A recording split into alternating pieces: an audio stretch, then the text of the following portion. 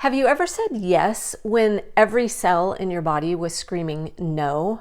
And then you spent the next week or couple of weeks or couple of months resenting the person that you said yes to? Yeah, me too, for over 40 years of my life. Today, I'm giving you 5 word-for-word scripts that you can use to say no without guilt, without drama, or without damaging your relationships. My clients are always surprised at how easy it actually is to say no when you already have the tools in your back pocket. So I'm giving you a tool today. Let's get into it. The first script for saying no without guilt is for those of us who were taught to be agreeable, accommodating, helpful. Is that you? Because of what we were taught when we were young, a simple no can feel almost impossible, right? But sometimes the simplest answer is the most powerful. And that's what this script is about. It's called the simple no. Because here's what I've learned. The more you explain, the more you give room for the other person to negotiate with you. And when you say no, you're not negotiating. You're just stating a fact. Notice, though, how you won't be saying an outright no, which is what makes using this script so much easier. So here's the script. I appreciate you thinking of me, but I'm not able to do that. That's it. No explanation, no apology, no justification. And now I know what you're probably thinking, but Heidi, that sounds so abrupt. What if they think I'm rude? Here's the truth. A healthy person will respect your no, and an unhealthy person will push back no matter how nicely you say it. We have to stop softening our boundaries in order to keep other people comfortable. If we want to break out of this people-pleasing prison, that is a requirement. Stop worrying about other people's comfort. Let's practice this with real examples. Say your neighbor asks you to watch your kids again this weekend. You say, I appreciate you thinking of me, but I'm not able to do that. Your sister wants you to host Thanksgiving again. Again, you just simply say, I appreciate you thinking of me, but I won't be able to host this year. Or a friend asks you to join another committee. You just say, I appreciate you thinking of me, but I'm not able to take that on. And notice what I'm not saying. I'm not saying, I'm so sorry. And I'm not saying, I wish I could. I'm not giving a list of reasons why I can't. Because here's the thing, when you over-explain, you are basically handing the other person the tools to dismantle your boundary. They can say, oh, but you could just blah, blah, blah. Or what if we did it this way instead? Your no is a complete sentence, but saying it using these scripts helps you not have to feel like you're saying an outright no. Practice saying this script out loud right now 3 times. Seriously, say it with me.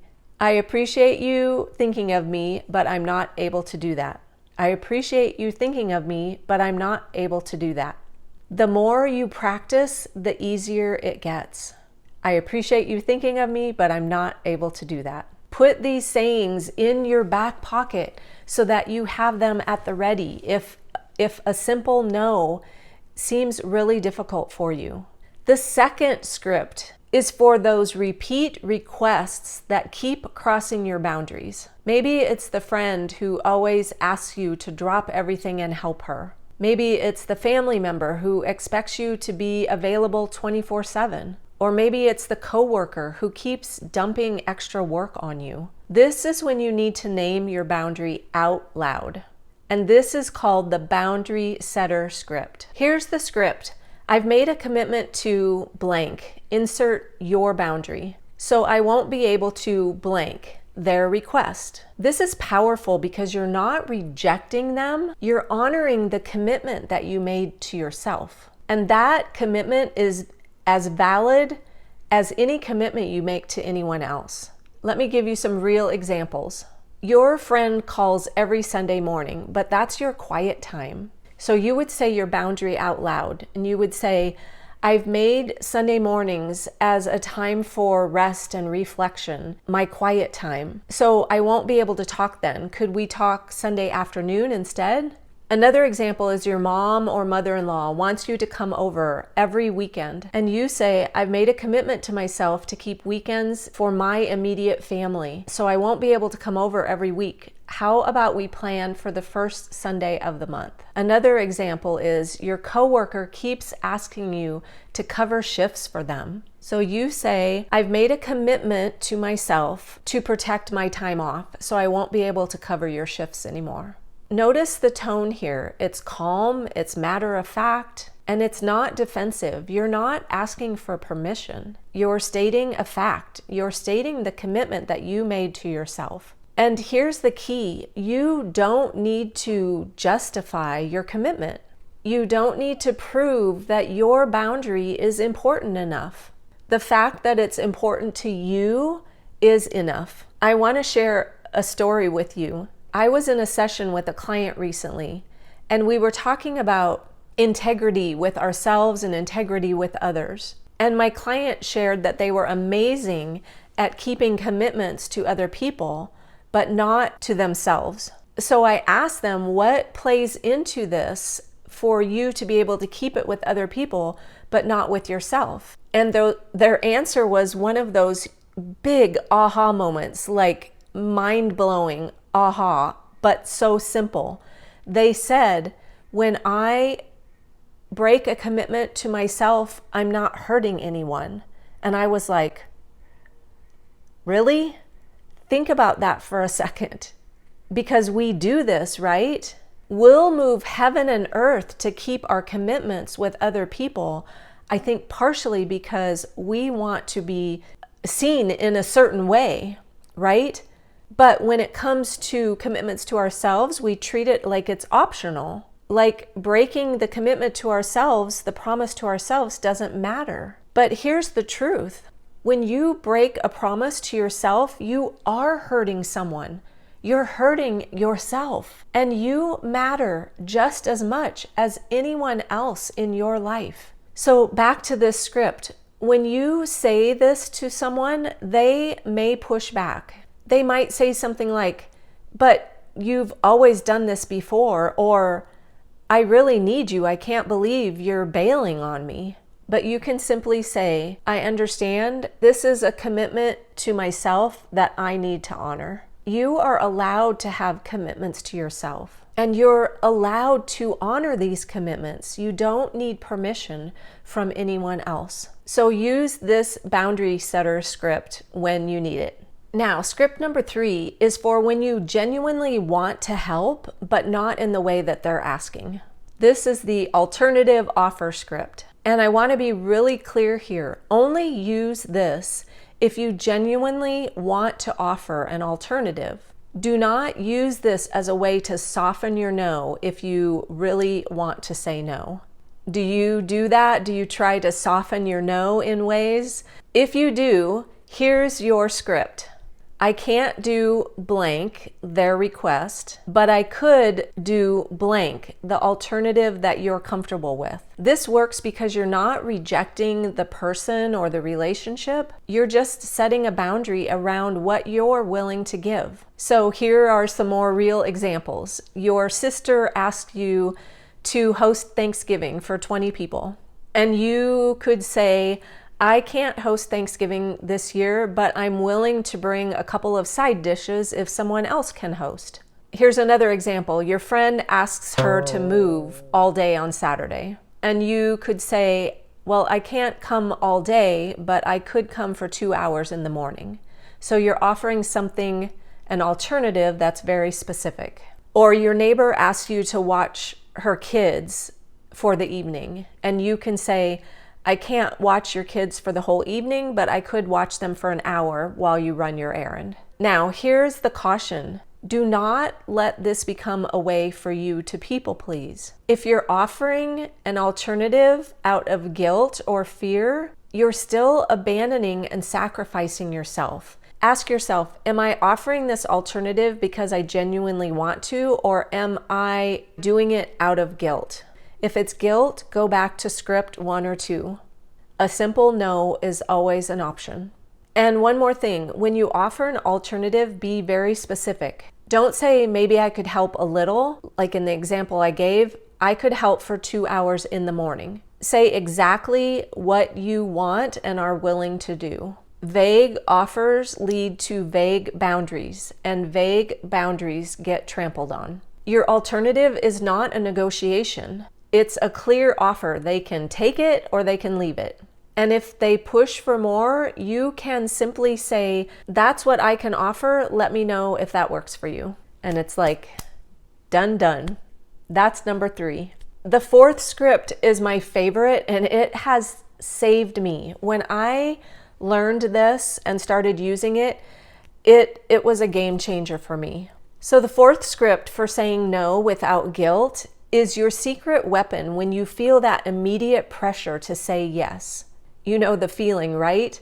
A lot of us were taught, and it has become a habit, to be an auto yeser.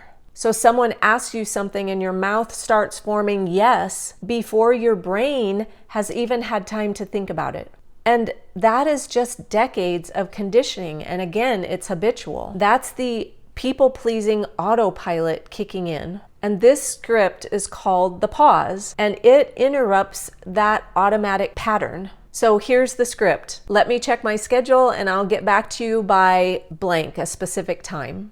This buys you time to check in with yourself, to ask, is this something I really want to do? Do I actually want to do it? Do I have the capacity to do it? Or am I just saying yes out of guilt and obligation? And here's my pro tip. Just because you have space on your calendar does not mean you have space in your energy. Here are real examples. Your friend asks if you can help her with her garage sale on Saturday. Instead of saying an automatic yes, hit the pause button and say, let me check my schedule and I'll get back to you by tomorrow. Or your coworker asks you if you can take on an extra project. So you say, let me check my workload and I'll get back to you later today. Or again, your sister asks if you can host the family gathering and you say, let me check with my family and I'll get back to you by Friday. Here's why this is so powerful, because it removes the pressure from an immediate answer and it allows you to step back and actually think, if I say yes, how will I show up for this? And it gives you space to think about what you actually want to do, versus what you think you should do. Now, here's the key. You need to get back to them when you said you would. Don't allow this to become a way to get out of it, a way to not even give an answer. Don't allow this to become a way to avoid the conversation.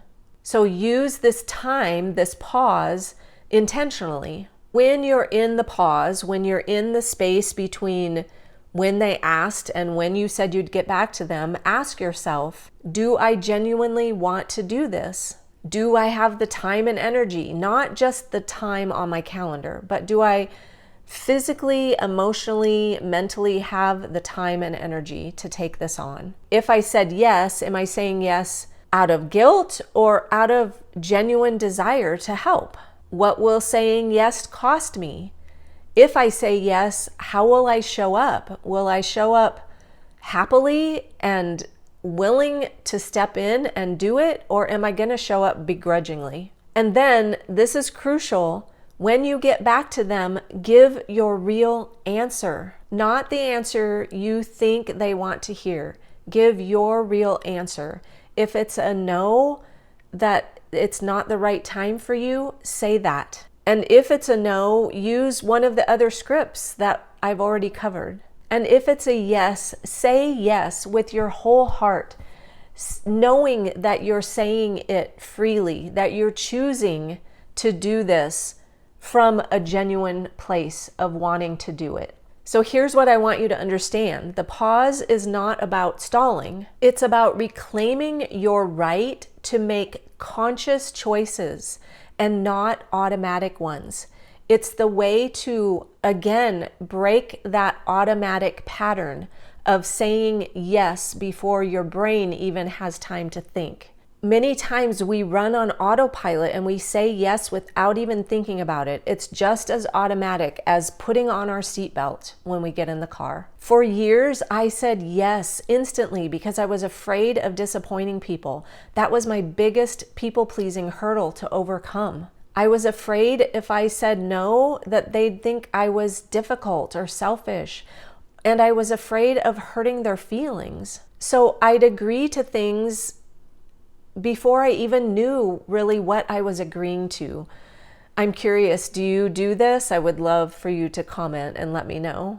The pause using this strategy changed everything for me. And when you start using it, it will change your life too. I guarantee it. It will break that pattern, that automatic pattern of just automatically saying yes. And it lets you step back, gives you room to breathe and to really think into, what am I saying yes to if I say yes? So it gives you permission to slow down, to check in with yourself, and to honor your own needs before committing to someone else's.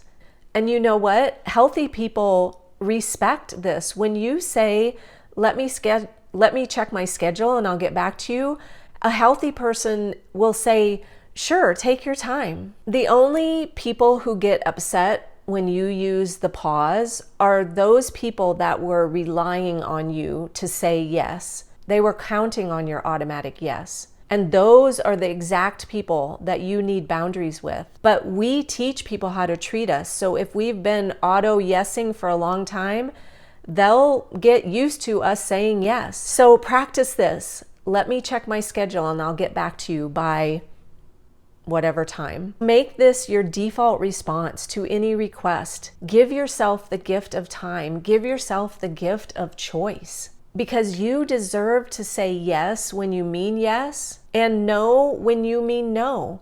And using the pause is how you figure out which one of those is true for you at this time. The fifth script is all about the love you have for the person and the boundary, because you can have both. This is for family and close friends, where the guilt feels the strongest and the stakes maybe feel the highest. I call it the love and boundary script, because here's what happens. If we say no, we panic because we think that they'll think our no means we don't love them, or that they'll feel rejected. That will ultimately damage the relationship by saying no. Or because they're family or close friends, especially family, we think we're obligated to say yes. So we say yes when we really mean no, and then we end up resenting them, right? And that resentment damages the relationship. So this script protects the relationship by separating the boundary from the love for that person. Here's the script. I love you and I'm not able to do this. It doesn't change how I feel about you though. Let's break this down again with real examples. Your mom expects you to host Sunday dinners every week and you're exhausted from doing them. You say, Mom, I love you and I can't host Sunday dinners every week anymore.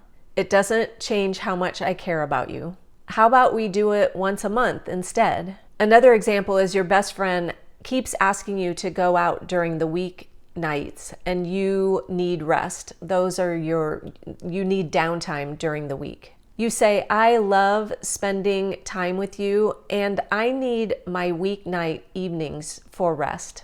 It doesn't change how important you are to me. Can we plan something for the weekend? Or your adult child expects you to drop everything and watch their kids when they need childcare. You say, I love you and I love my grandkids, but I'm not available for last-minute babysitting. It doesn't change how much I adore this family though. Here's why this works. You're acknowledging the relationship and the boundary. You're not choosing one over the other. You're honoring both. And here's the hard truth. If you say, I love you and I can't do this, and all the other person hears is, I can't do this, that's about them, not about you. A healthy person is able to hold both truths at the same time, the love and the boundary. They can feel disappointed about what happened and know still that you love them. Now, will they feel disappointed? Maybe. Will they feel let down? Possibly. And that's okay. You're not responsible for other people's emotions. You're not responsible for managing them. You're responsible for honoring your own needs and treating other people with respect at the same time. Lying to them by saying yes is not honoring your needs, and it's not treating them with respect. And here's what I've discovered. When you set boundaries with love, you actually strengthen the relationship. You don't diminish it, because you're showing up authentically and respectfully instead of resentfully. You're giving from a full cup instead of an empty one. The people who truly love you, I guarantee they will adjust. They might need time to process, and they might feel surprised at first. But the people that value the relationship will come around. The people that value your compliance may fall away. And if someone can't accept your boundary, if they guilt trip you or punish you for having needs or make you feel guilty, then that tells you everything you need to know about that relationship. Remember that people tell us who they are.